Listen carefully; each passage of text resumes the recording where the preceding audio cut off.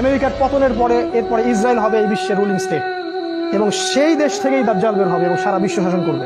তারপর কি হবে? তারপরে এই মালহামাটা হবে যার কথা বললাম, অথবা এই মালহামার পরে ইসরায়েল হবে এই বিশ্বের রুলিং স্টেট। তারপরে এদেরকে প্রতিহত করার জন্য আল্লাহ রাব্বুল আলামিন মুসলিমদেরকে ঐক্যবদ্ধ করবেন।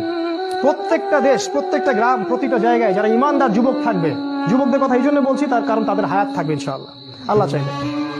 ইমানদার ইমানদীপ্ত যুবকরা ঐক্যবদ্ধ হবে ইনশাআল্লাহ আগামী দিনগুলোতে। কার নেতৃত্ব হবে, কিভাবে হবে আমি জানি না, আমি এতটুকু জানি তারা হবে। কারণ আল্লাহ রাব্বুল আলামিন তার নবীর মাধ্যমে জানিয়েছেন এই বাংলাদেশ বলেন, পাকিস্তান, আফগানিস্তান, এই পুরো জায়গাগুলো, ইন্ডিয়া, এই জায়গাগুলো থেকে যুবকদের অনেক কাফেলা আসবে এবং তারা ইমামুল মাহদির সাথে যুক্ত হবে।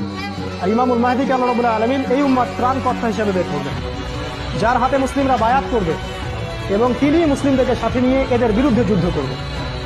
এবং এই যুদ্ধে প্রথম দিকে মুসলিমরা অনেক পরাজিত অবস্থায় থাকবে, অনেক মুসলিম মারা যাবে। আল্লাহ রাসূল বলেছেন 3 ভাগের 1 ভাগ মুসলিমই শহীদ হয়ে যাবে।